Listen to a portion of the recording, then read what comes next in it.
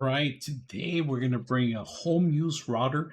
Now, this one has two different options, and I'm going to show you a couple things. First of all, look at the antennas, how they're folded in. And this one has multiple antennas. You guys can see that. Very beautiful router, well built. It's going to extend throughout the whole entire house. This has a long range. It has 5G, 4G connection. Now let's take a look at the actual side of the actual router. Here you're going to have two SIM cards, all right? So if you're traveling or in your different region, you could buy your own provider out there, or you could purchase a SIM card that you could install in here and have this with all you need connection in here and have it used as a wireless. Or if you want to tether in into your laptops, you can do that too, and use the full advantage of the speeds in here. It has two SIM cards, one and two, and you can control this within the actual menu. This USB can be used as a platform. If you have an external drive you want to share within the whole region, you can do that. It has one, two, three, four connections, and then the WAN connection. It has a reset button here, if you can see that, and then it also has a mesh button here, and it has a DC connection. And underneath, it gives you the username and password of the actual system. Now, to begin with, it does not require password, but you're going to have to enable it once you're logged in there. To begin with, it does have a username named admin, and then you have to create your own admin user. Really light. You can mount this on the wall. It has some wall mounts in here. Plenty of rubber ends here that you could actually grips on pretty good. So we're going to turn it on and we're going to set it up on our laptop and see how fast it is, and also the interface on the actual system. So let's go ahead and do that. The only power source that we're going to see is back here right now. We connected one of our Ethernet connections directly to the WAN connection. So it takes about a couple minutes to do its sequence. So if you have SIM cards, and it depends on your provider. If you have an AT&T or T-Mobile or anything like that, make sure you have them enabled first prior to setting it up in here. And right now, if you guys can see, the mesh turns on. It has 4G, 5G on each card. It enables.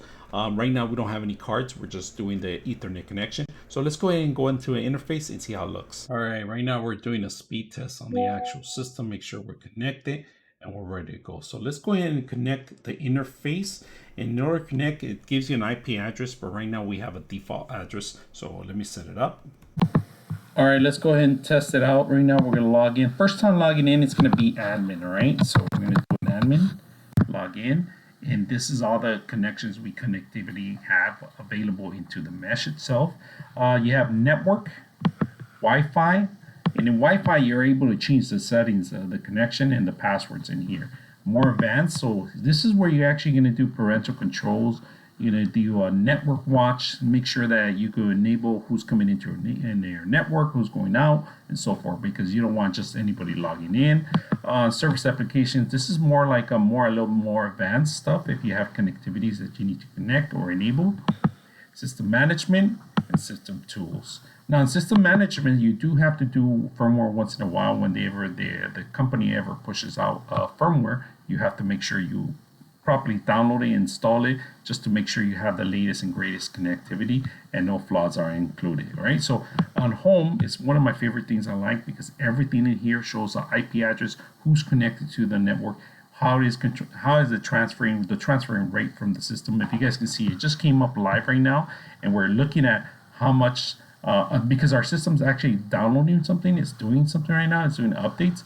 This is what's happening right now. You can see a live feed. So if you have multiple users in the same room, or you have a LAN party, you're going to set up this router. This is a great device for that, just to keep track of all this stuff. If you have your SIM cards enabled, you'll be able to see that information in here too, also too.